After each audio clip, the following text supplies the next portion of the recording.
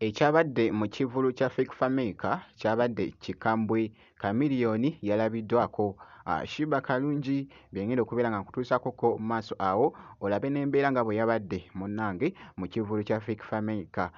Kakasa nti nno osubscribinga kw'ossa ate n'okulayikinga vidiyo.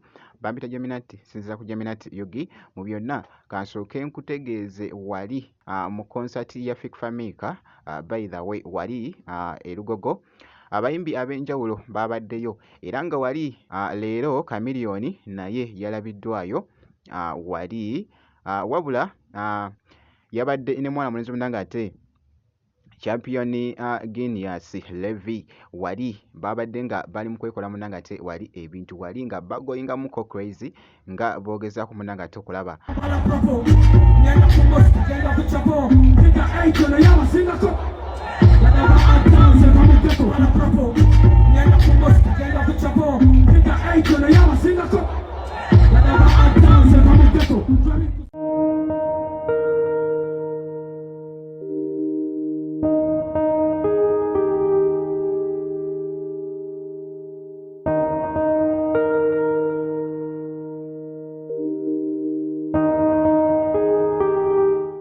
ku side yemu ne Sheebah Karungi wali engeri gy'abadde agoyingamuko wali munnange ate crazy. Oh my god, yabaddemu enjoyment wali nga munnange ate omuziki gumukutte munnange ate omubabiro nga boogezako okulaba akatambi ako.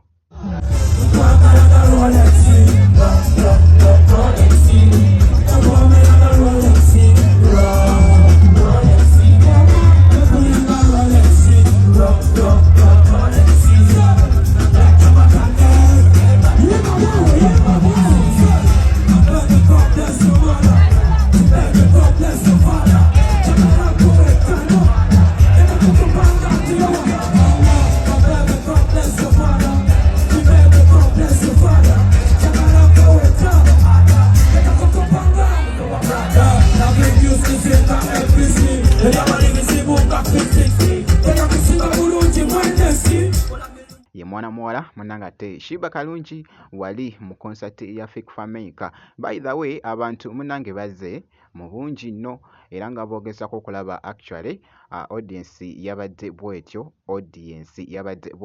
nga boogezako munnange ate okulaba mu katambi ako.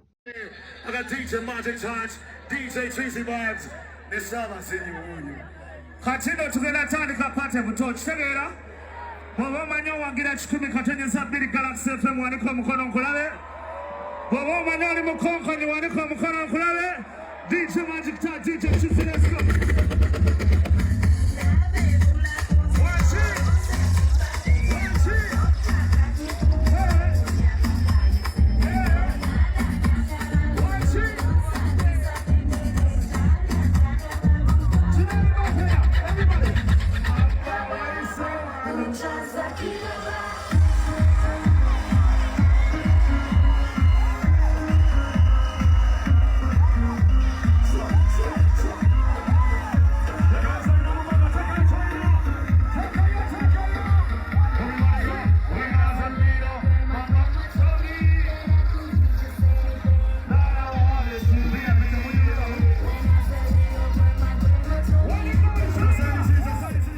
Bwekityo nno munnange bwe kyatambudde mu concert ya Fake Fameka.